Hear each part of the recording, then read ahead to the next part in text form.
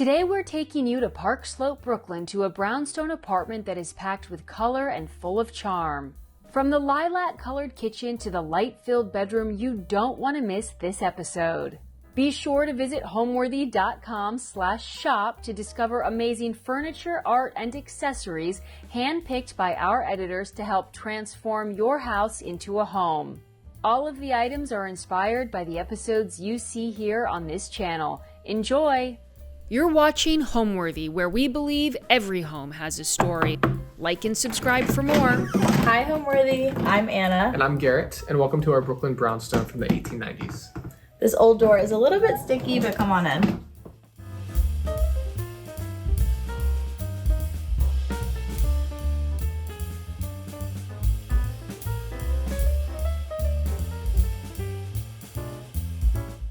Hi, I'm Garrett Albury, and I'm a UX and graphic designer in New York City. Hi, I'm Anna Brettschneider, and I'm a textile designer and interior stylist based in Brooklyn. Welcome to our Park Slope home. We're on the 4th floor of a historic brownstone. This building was built in the late 1890s, and it's a one-bedroom, one-bath that takes the entire 4th floor. The apartment's about 850 square feet. I feel like it was very serendipitous. It was during COVID, July 2020, and we were living in Bushwick at the time and knew we wanted to move to this neighborhood. I had lived in Fort Greene a bit, and we loved South Brooklyn and the history. And during that time, we just ended up walking, I feel like every weekend, 2 or 3 miles over to Park Slope. And at that time, a lot of people were leaving the city. So because we were still here, we had a lot of apartments that might have flown off of the market, able to kind of pick and choose from. And this one just happened to find us, I suppose. Like, we walked up, did the hour-long walk from Bushwick, and we looked at the stoop and we thought, this is so beautiful, whose house is this? And then we realized it was the house that we were touring. So it was like perfect, and we got really excited immediately. When we had looked at photos online, this building was totally covered in scaffolding, so we were already a little bit worried. But yeah, it was such a pleasant surprise. When we walked upstairs, it was a little bit dated. So I think that we knew that we were comfortable doing a lot of work, even though it is a rental. So it was kind of a blank white space. Truly everything in this apartment was like bracingly bright. Yeah, except for the parquet floors, which are very classic. So we're in our kitchen/dining room. We spend a lot of time in here. We cook all of our meals, eat all of our meals in here. Yeah, this is where we love to host. It seems like even though we have a lot more to the apartment, whenever we have friends over, we end up just having dinner here and then sitting around this table. There's something really warm about this space. There are always dinner parties, I'll say. And I feel like our max guest count is 3 people because there's only so many people you can fit around a bistro table. Yeah. But the day that we were engaged, we had both of our entire families here, which luckily we have smaller families, but I think we realized 15 was a little too much. But it was still a great time. Yeah. People would just kind of spread out throughout the apartment. So one of the first things that we did for the kitchen was find a really large rug that fit the space perfectly. It provides like a good neutral background for the lilac walls and all the other color and the accessories in the room. Yeah, and this rug, as with all the ones in the apartment, are antique Moroccan rugs. Anna's a rug designer, so it was kind of a hobby for her to look online and find all of these that were really specific to the space. It's kind of nice when you're finding these antique rugs. People made them for buildings that weren't standard size, so we really lucked out with the scale. So we also have these lovely lilac walls. It's spring lilac from Benjamin Moore. And I just love this shade of purple. I think it's like perfect for all different times of the day and provides a really good backdrop for the cobalt blue accents and all the green with the plants in the space. Yeah, and on top of that, we have a lot of artwork in this kitchen. And one of the things that we did to really make it feel like this space for dining and entertaining was all of the artwork is food themed or culinary themed. So we have some old menus, some that we've designed, photos of ourselves and friends having meals, and a few illustrations as well. These are 2 prints that we got in Paris last year. We love them because it's just these block prints of people drinking wine. One is a Greek goddess and one is an accordion player. We just thought they were really fun. So we had this central light source and we added in this really simple globe to provide light in the space, but we also wanted a way to anchor the dining area of the kitchen. So I found these really great vintage Chinese lanterns, and I just love how they're cohesive but all different colors and different paintings on them. They're just decorative to center the dining table. I think I love color a little bit more. Anna is the color lover. I have learned to really love color even more than I ever have. But I've never really been uncomfortable with it, but Anna's the one who always brings it into the home. Yeah, but I try to make it not too chaotic, like a little more like cohesive within each space. There's color bouncing around, like colors that all relate to each other. Mm-hmm. Is that lettuce in that bowl decorative, or is that... No, it's real. It's real. Yeah. One of the things that we love about this neighborhood is its access to one of the best farmers markets in the city. We just happened to get really lucky the day before our apartment was being filmed. Like we had the most beautiful lettuce. Yeah, I love it. That will be eaten later for dinner. Yes. But for now, it's like an arrangement. So we're really lucky that we're on the 4th floor and we're on the slope of Park Slope. So we get this really great view of the city and of our block. And yeah, I just love being able to look out and see so much out of the kitchen. Yeah, even though Park Slope is a little more calm than most of New York City, we kind of get to still have a sense of space whenever we look out the kitchen window. Yeah, when we do look out that window, what we see is One World Trade Center, and a lot of lower Manhattan, as well as all of the other historic brownstones that line our block. So I feel like establishing a color palette in each room was really crucial to like breaking all of the white and like having a plan going into the apartment. So for example, in our kitchen, it was truly all white tile floors. The whole kitchen was white kitchen cabinets and the walls. So the first thing that I did was I found a really large, neutral, interesting rug that could really cover almost the entire floor in the kitchen. Another thing that we did to really make this space feel different than it was before was to change all of the lighting throughout the entire apartment. So it's something that seems a little bit daunting, but it's really, if you have access to turn off power to the building, it's kind of a 15-minute task. So one of the first things we did even before a lot of our furniture was in the space was to rip out the old ceiling fans and put up things that felt lighter and were more our style. So all of our art is food themed to sort of make sense in the kitchen. There's a lot of photos of us eating fried chicken and at Cass's Deli. We have a lot of menus and one that Garrett actually designed on one of our first dates. So it's a special menu. Yeah, I put a lot of work into that menu, and I'm really happy that Anna actually saved the only existing copy of it. Yeah, so one of our early dates, I invited Anna over to dinner at my old apartment, and I wanted it to be really special. So I actually made a menu that was all color coordinated, as is appropriate for Anna, and the menu was kind of structured that way. So I designed a menu to have printed to present to her. So that's actually a menu that my wonderful great grandmother saved. She was grew up in the Great Depression and was kind of a saver mentality. But a few years ago, I went to visit her and she said, "I thought you'd like the design of this," and I really did. It was just really bold and red. I don't know the last time I've had KFC. It's probably been 5 at least years. But we thought it was fun to frame that with a takeout menu from a pizza spot in our neighborhood as well. So this is like a way for us to house different bits and bobs in our kitchen without taking up more counter space on the very small amount that we do have. So we'll also use this chopping block to prep meals and look through cookbooks. Mm-hmm. It's almost a reading table sometimes for cookbooks.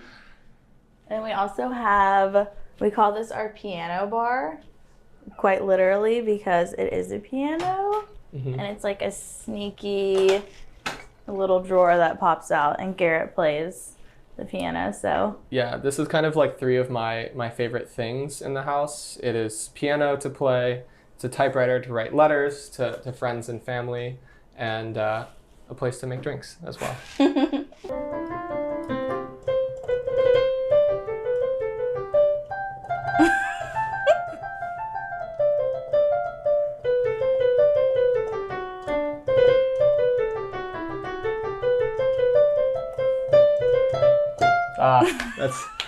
It's tough. Bach is tough. Yeah. I love to write letters.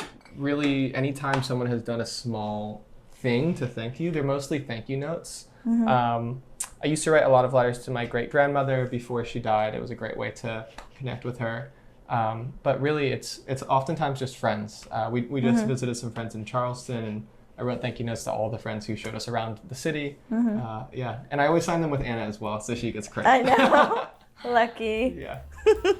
So we love this like funky little nook that was built into the apartment. We don't know what it was originally used for. Yeah. Maybe a way to like put food in. Yeah. I don't know. Perhaps to the other passing room. plates or something. But now it holds like cute espresso cups and tiny little cordial glasses. And it's just a fun way to display some of our favorite glassware instead of hiding them in the cabinets.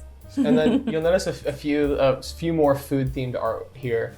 We love this little olive that was from a block-making artist who grew up in this neighborhood. And then this larger piece is by our friend Mariana, who lives in Los Angeles. But yeah, she does amazing food illustrations for the LA Times, the New York Times, and we're lucky to have one of her pieces in our apartment. So I feel like our design styles are really good together because like I bring a lot of color and texture with the rugs and the textiles and like the bright, I don't know, modern pops. And Garrett had a lot of really cool mid-century furniture, so that was a nice warm antique touch to the rooms. Yeah, I definitely lean a little bit more older or classical, which can be stuck in a specific era sometimes, especially when you get really into a specific type of furniture. And I think, together they play off of each other well. It keeps my style from being too dark and brown and neutral. And I think it helps really give a nice background for Anna's taste and what she brings to our space. So now we're in our living room. It's a small but mighty space. I feel like it's like the perfect size for two of us, and it's super cozy with all of our throw pillows and the Moroccan rug. Yeah, it's such a perfectly sized space to have like all of our books, a couch, the record player. This is where we spend a lot of our time relaxing, especially in the fall and winter months. We love how, we kind of wanted to almost make it feel more den-like too, with all of the textiles in this space. We have these two really great sliding door closets, and in order to conceal them but also still be able to use them, we installed these velvet curtains that provide so much texture and like really large area of color. So it holds old sweaters or like linens for guests and things like that you don't want to have out all the time. These shelves are really kind of in the traditional style of like mid-century shelves. They're not mid-century, but one of the things that we both knew when we were putting both of our collections together is we were going to be moving into this apartment with a lot of books, many or most of them art books. So we installed these shelves to be able to easily access the pieces that we love to read. I love how we have them all organized by category. So like Garrett mentioned, we have a lot of art books, a lot of short stories, even like children's books and zines and different fun printed matter type work. But then we had fun layering with a lot of ceramics and just tiny little things that we've collected over a long time. I love finding super unique plants. A lot of begonias are in the apartment. A lot of like funky spotted things. There's this one plant store in Maine actually that we love to go to. It's in Kennebunkport. They have really great pottery. Yeah. Yeah. And we always end up bringing like a lot of plants home all the way from Maine, just like tucked in between our legs. But yeah. I love all of the old molding and just like the quirky details of the spaces because I really didn't want to find a place that was just a white box and no character at all. I sort of love all the quirky creakiness of the floors and all that comes with an old house. I think if I had to choose what was my favorite part of the apartment, it would actually be a tie between the original marble mantelpiece and all of the light that we get. It's kind of a luxury in New York to have an apartment that has more than one window, and this apartment's full of them, which at times can make it really warm in the summer or sometimes drafty if you wait to take the ACs out in the winter. But I just love all of the light and the way that it changes the moods throughout the house. We went through the books. We're definitely big collectors, but we also like to collect smaller paraphernalia. Two of the collections that we have that are larger are pens from different restaurants around New York and from travels, as well as matchbooks as well. Also, they're all the same style, so all restaurants sort of have this same style pen, which makes great for a collection. So these are a few. This is from Ruby's, really great Brussels sprouts and burgers, a few locations in the city. This is Gage and Tallner, very classic. Oldest restaurant in Brooklyn. Yes, and then Nat's on Bleecker, a semi-new restaurant that we got to visit a month or two ago. The last collection in this room of many is our record collection, which is a combination of both Anna and I's records. It's a really great way to make music a bigger part of the evening when you have friends over, or even if you're just washing dishes, throwing on a free jazz record makes time stand still a little bit. I love this record because it's cobalt blue. Cobalt blue, and also more cobalt blue, so it looks really good on the record too, if you want to leave one out. Yeah, it looks pretty and it sounds good. It's very upbeat and fun. I think my favorite record that we have is maybe... It's a tough one, but I'm a huge fan of the Smiths. Every time I go into a record store, I find the S section, and I have a near complete of like first pressings of most of their records, so probably The Queen is Dead would be my favorite record. Yeah, now we're going to show you our bedroom. I feel like storage is always an issue in a small space, but we do have these really great large closets in the living room that we've disguised by some velvet curtains, so that provides a little extra relief for switching over season.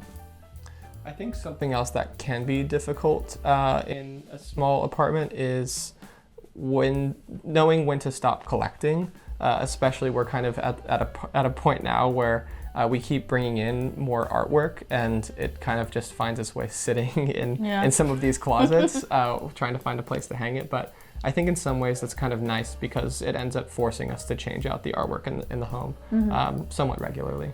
Yeah. I feel like we've taken on a one in, one out scenario with anything new. So welcome to our bedroom. One of the first ways we began the design for this space was looking for a rug. As a rug designer, I put a lot of importance on what goes on the floor. So I found this really incredible Moroccan piece that's vintage, but it was so shocking to me that it was vintage because the colors are so modern. Like the hot pink, it's so bold, and it was a great groundwork for coming up with the palette for the room. Yeah, it was the first piece we bought for this apartment before we moved in, and I remember opening the package and it took up the entire room that it was in the previous apartment, and just being so excited about what direction this home was going to go. Starting with the rug, I then started looking at different bedding colors. So we have like this really light pink that's reflected in tiny moments of the rug, and then bringing in different colors, like even in the smallest bits of like a tiny bit of green, bringing that in with some artwork, really just finding ways to bounce the color around the room. Yeah, so we really wanted the bedroom to feel like a separate space from the rest of the apartment. One of the features of this room that we loved when we moved in was the French door, but it didn't necessarily feel separating, especially because it's glass, it was white. So one of the first things we did was we found this wonderful blue paint. I think it's actually called Blue is the Coolest Color. Yes, from Backdrop. But we decided to paint this door, this bright cobalt blue, to really make a passageway into the next room. And that was another way to bring blue into the room and really make it a focal color. So we have it on the bed and in a lot of small spots in the room, like in ceramics, in old vintage books, on the desk. It's really a color that's like bouncing around the room with every corner. Yeah, and that paint is the exact same color paint that we used on the butcher's block in the kitchen island as well. So I love throw pillows so much, and I love how it can change a bed just with changing one out or adding in a new pillow. And it's really cool to know some of the designers of these pillows. Running Cool Stuff NYC, our newsletter, we get to meet a lot of cool designers. So Ellen Van Dusen designed this guy, and then these knots were from an artist named Juji. Yeah, it's been such a cool way to really connect with the creative community in the city, and it's kind of funny that our bed becomes the place where a lot of the artists and designers that we've met through this newsletter find their way into our home. Our newsletter is called Cool Stuff NYC. It's a lifestyle newsletter. It comes out every week on Fridays. We feature restaurant openings, art openings, independent designers and creatives, and it was something that we started playing around with the idea in 2019, launched in early 2020. And our goal was just to highlight the small businesses that we love that make New York such a special place. And that's actually part of why we love this neighborhood as well, as it really is founded on these strong small business principles. It's hard to find a chain, which is a great thing for us. We were really excited when we moved in that there was a mantle, because I feel like it's just a really great space to add in new pieces to our collection, like new candles or vintage books that we collect, more artwork to layer and have fun with. It's just like a great focal point in our bedroom. And another way that, in addition to the top of that we've continued to bring in color is along with the African textiles in the rugs and throughout the house, we also have some African baskets here just to, keep it from being too monotonous. So most of our lighting in this space is really light and airy, and it sort of reflects how bright this room already is. And it provides a lot of warmth, but it also recedes into the background a little bit, which I think is nice. So we have this hay rice paper lantern, this fun mushroom lamp that's actually made from silk. And yeah, it's just a nice way to add in another element of warm lighting. Everything has like the lowest wattage bulb possible, so it's nice to light such a big space with lots of small lights. Yeah, and it kind of plays off of all of the original cornicing and architectural details that make this room already a great canvas. So even though we rent this place, we did a lot of changes throughout to really make it feel like home, and it's a lot easier than you might expect. I feel like a simple way, which people might forget about, is just adding in a lot of artwork. And it doesn't have to be fancy, like one-of-a-kind pieces. A lot of these are posters from different museums that we visited, which is a cool way to remember an original piece in a museum and bring that home. Yeah, especially when we have a lot of pieces by friends or even by Anna throughout that are originals, it doesn't feel like we need to be precious about having an entirely priceless collection. Sometimes it's just about bringing in color and pieces that you love. So since we love how bright this room is, a way to sort of encourage that but also bring in texture is having really light and airy curtains. And these have like a really subtle texture and that checker pattern that's repeated throughout the room, but it does provide a lot of softness and coziness that you otherwise wouldn't have. Yeah, we're not afraid of being early risers, so they don't provide much much in terms of light blocking, but that's actually a good thing. Yeah. So as an interior stylist, I like to give a lot of tips on building color palettes and layering in a space. So an example of that is in my own home. So giving clients examples on how to style shelving, I tell them to play with height, adding in some fresh flowers, sticking with the color palette really, and just bouncing that color around the space, like finding a painting that might reflect something you already own, and then adding in another piece that matches that new palette. So in addition to having a lot of framed posters in our space, we also have some really special originals from both of our grandparents. So my Opa painted this, and I just love how unique it is and how the blue really does contrast against the rest of the space. This is our bathroom, and even though it's a small part of the apartment, it still is a really great space to bring in some special artwork and color. But one of my favorite pieces in our entire apartment is this diptych. These are two actually unfinished paintings that my great-grandmother did of her mother. So I suppose my great-great-grandmother. They're really hermetically sealed in acrylic, so they're okay with the steam. But it's really great to have these pieces that you look at, and yeah, every morning when you're getting ready, see them reflected in the mirror. It's really nice. I think home is a place where you can truly relax and be surrounded by a bunch of things that make you happy and are a reflection of who you are.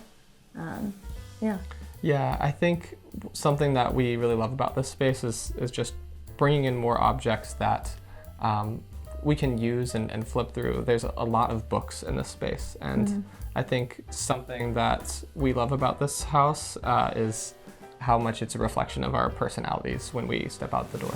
Thanks for watching. For more home-worthy content, be sure to like and subscribe.